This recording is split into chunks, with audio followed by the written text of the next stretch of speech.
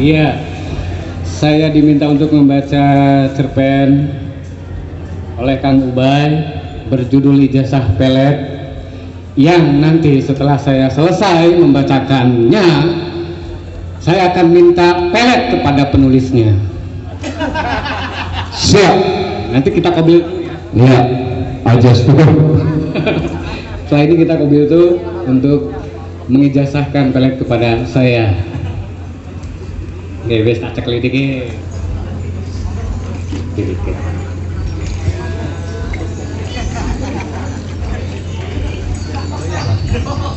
Ini cerpen milenial sebenarnya, tetapi ditulis oleh orang jadul yang terbiasa menyendiri di kamar, dan kemungkinan setelah membaca bukunya Terelie terbitlah cerpen ini. Oke, aja serius-serius pisan sih. Iya.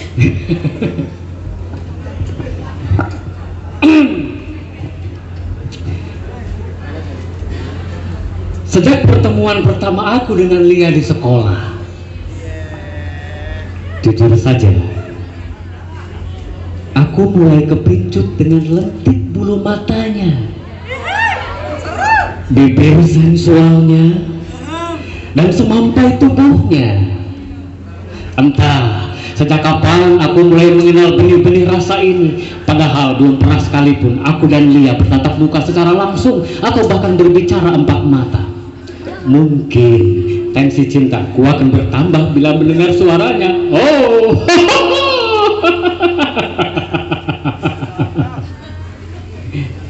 aku terlalu malu lantaran Lia adalah gadis yang menjadi pujaan sekolah. Gadis pujaan sekolah, mungkin maksudnya gadis pujaan siswa sekolah itu. Saat itu secara tak sengaja Lia melihatku terlambat masuk kelas. Dari balik jendela kelasnya, Lia berbeda kelas denganku, namun sama-sama setingkat, kelas 3 SMU. Ruang kelasnya bersebelahan dengan ruang kelasku.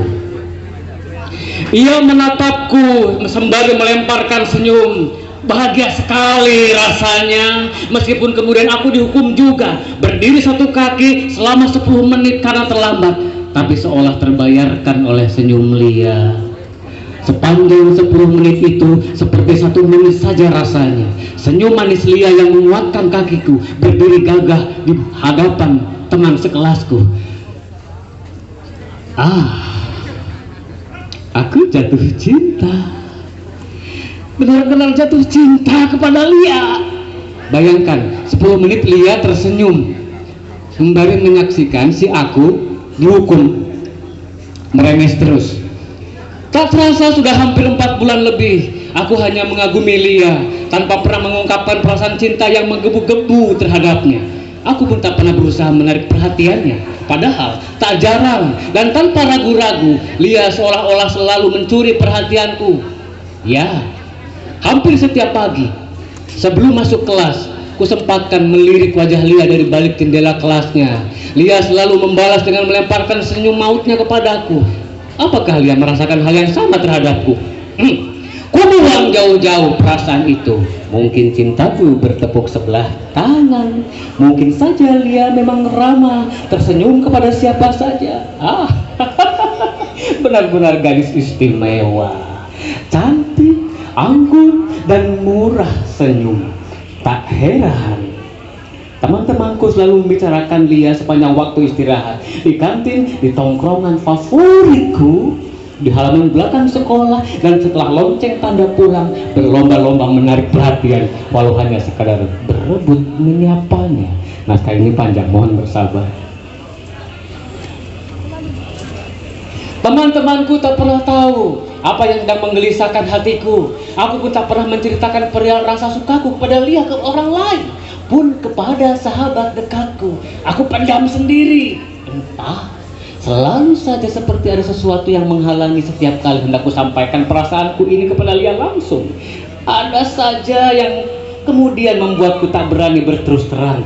Jangankan menitip salam kepada teman sebangku Lia, menulis surat cinta untuknya saja, tinta pen aku seperti tiba-tiba berubah menjadi sama pengecutnya, dingin dan mengering. Pusing Besti. Kenapa Besti? pengen punya ayah nggak berani bilang Besti.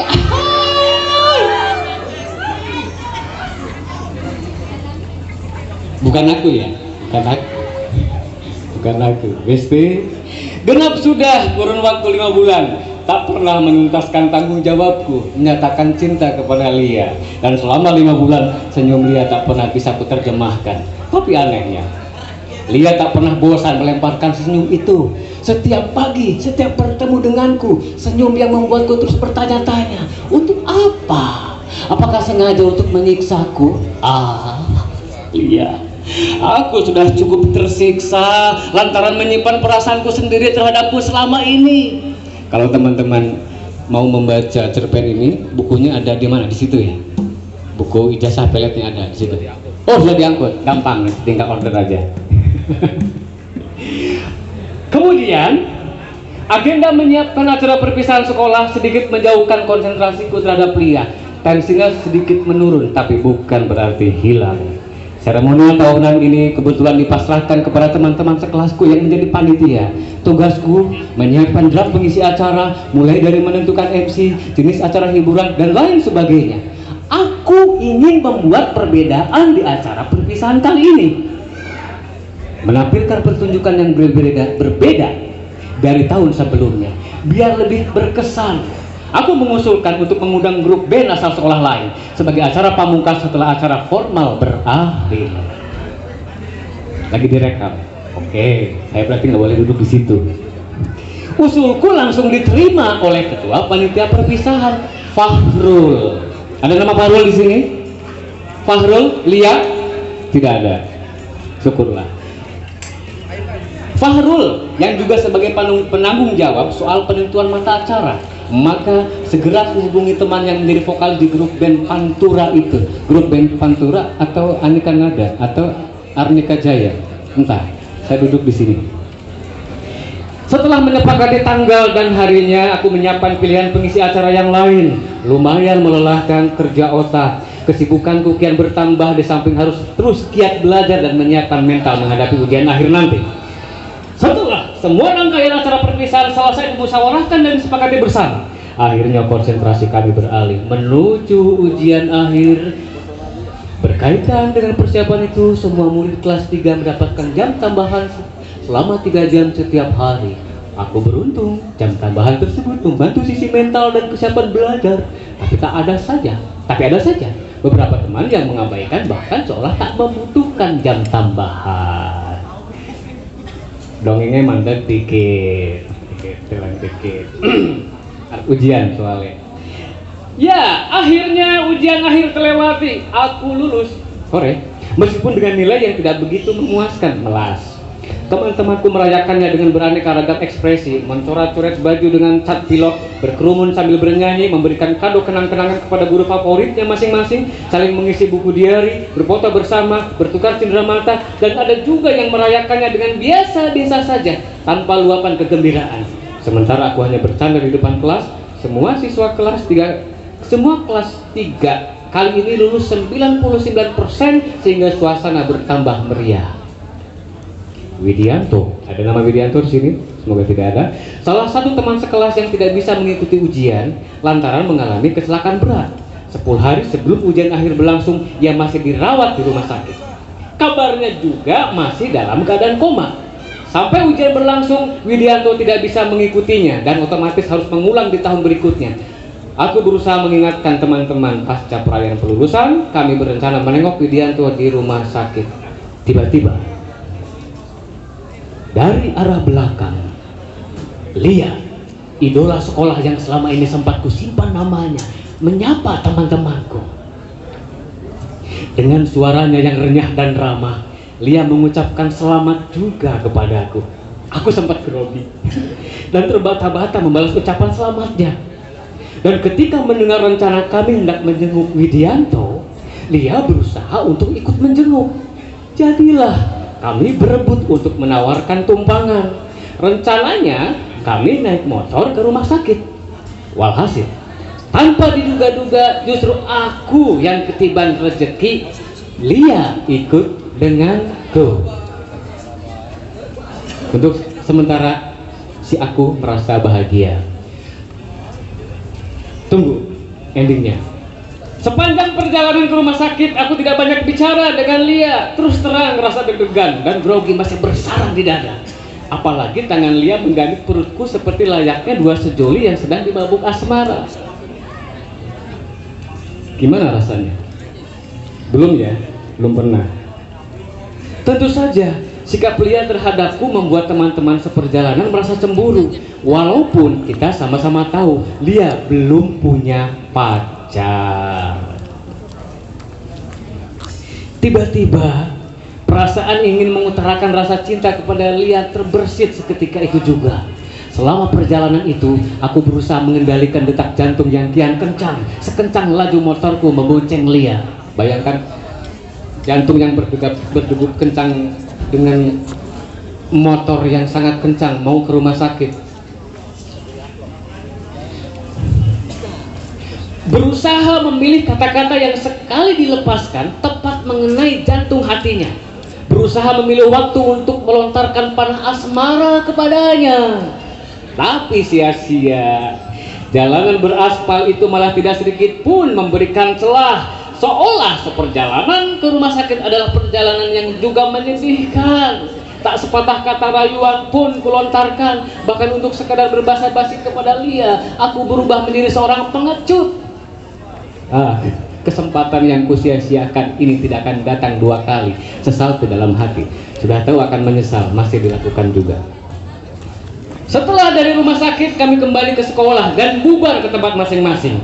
Aku sendiri masih betah bersengkerama dengan beberapa teman di sekolah. Hingga tak terasa sore pun tiba.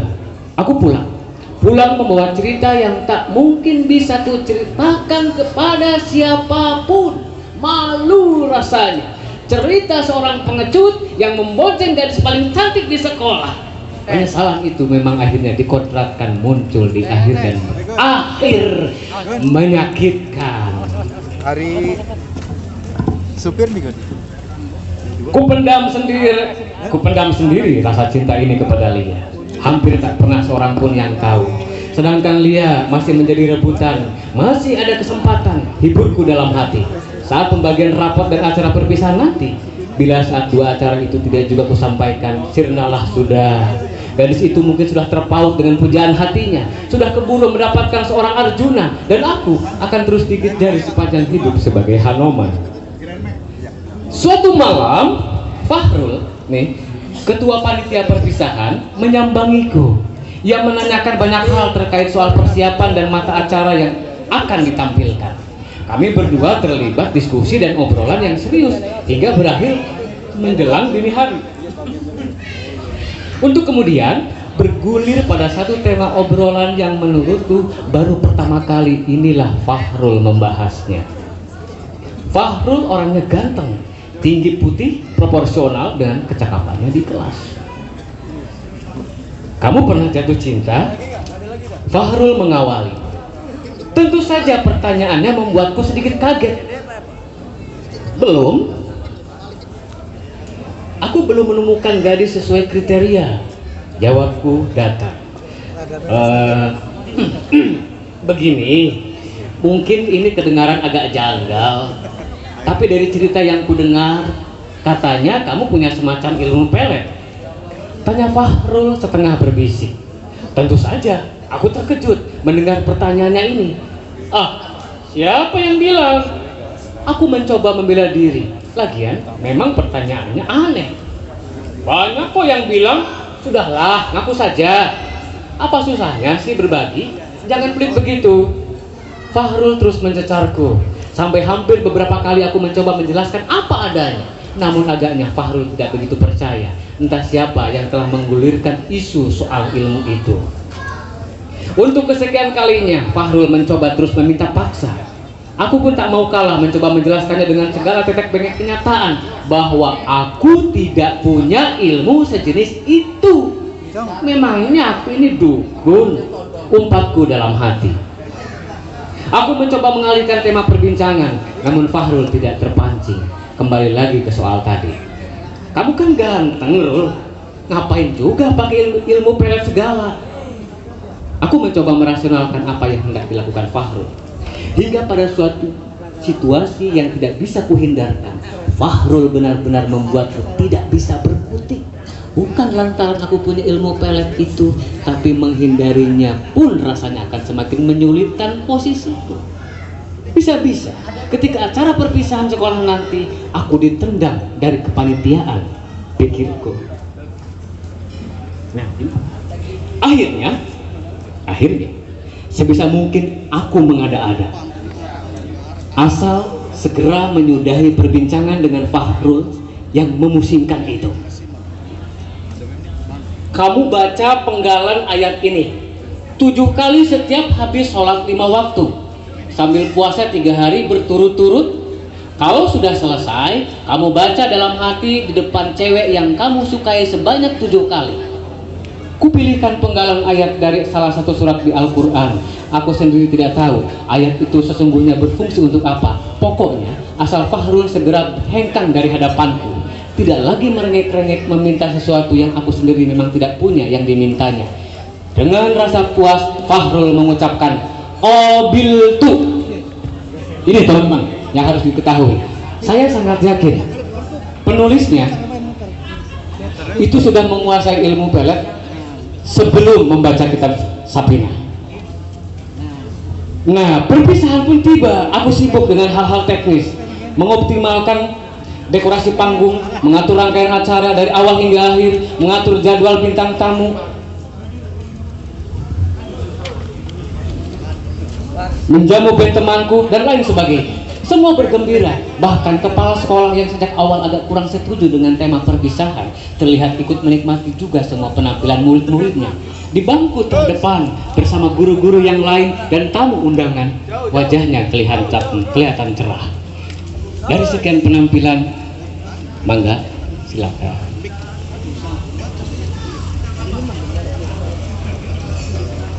Dari sekian penampilan, yang paling memukau adalah persembahan dari band temanku.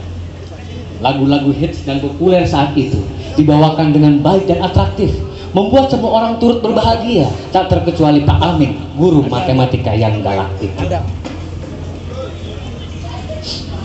Perih mata ya. Alhamdulillah, tidak terjadi hal-hal yang tidak diinginkan.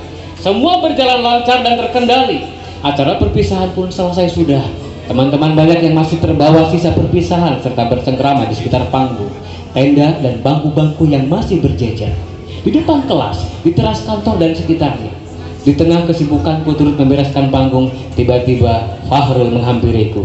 Berbasa-basi sebentar kemudian membisikiku, "Makasih ya atas ilmu peletnya, sukses besar. Ayo kita ke warung. Aku traktir kamu sepuasnya," katanya. Aku mengiyakan ajakannya. Aku penasaran, siapa sih gadis yang telah membuatnya sampai tergila-gila begitu, sampai rela melakukan yang kusuruh?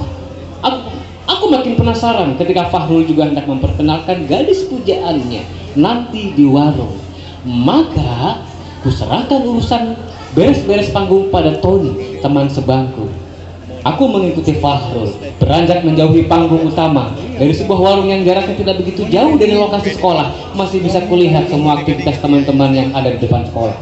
Aku pesan kopi dan menyantap makanan ringan. Fahrul terlihat begitu antusias mentraktirku. Hampir semua makanan ringan yang ada di warung ditawarkannya. Aku sih oke-oke saja, mumpung gratis, lagian memang lapar.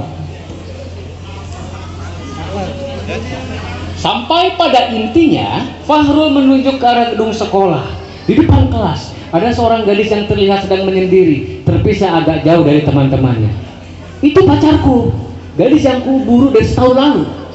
Berkat ilmu pelet yang kamu berikan, akhirnya kesampaian juga. Fahrul memberitahu dan menjelaskan penuh bangga.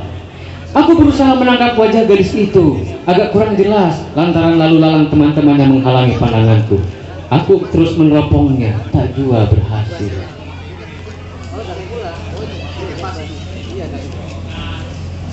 Fahrul terus menunjuk-nunjuk, seolah-olah aku tidak boleh salah menangkap wajah salah satu gadis di depan kelas itu. Gadis yang menjadi belahan jiwanya. Karena agak jauh, aku mencoba konsentrasi melucuti wajah gadis satu persatu dari sebuah warung. Setelah beberapa menit, Gadis itu tak lagi menunduk. Wajahnya mulai nampak. Perlahan-lahan ku amati wajah putihnya, ku kenali sebisa mungkin, semakin jelas, dan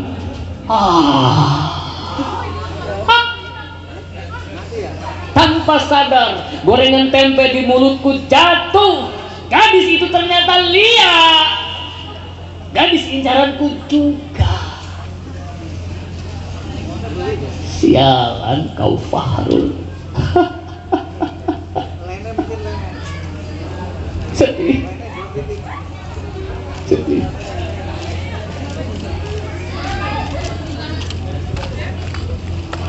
Amanat dari cerpen ini adalah jangan pernah mempelajari ilmu pelet kemudian diberikan kepada orang lain secara cuma-cuma, karena akan membuka peluang kemungkinan ditikung oleh teman sendiri. Terima kasih. Wassalamualaikum warahmatullahi wabarakatuh.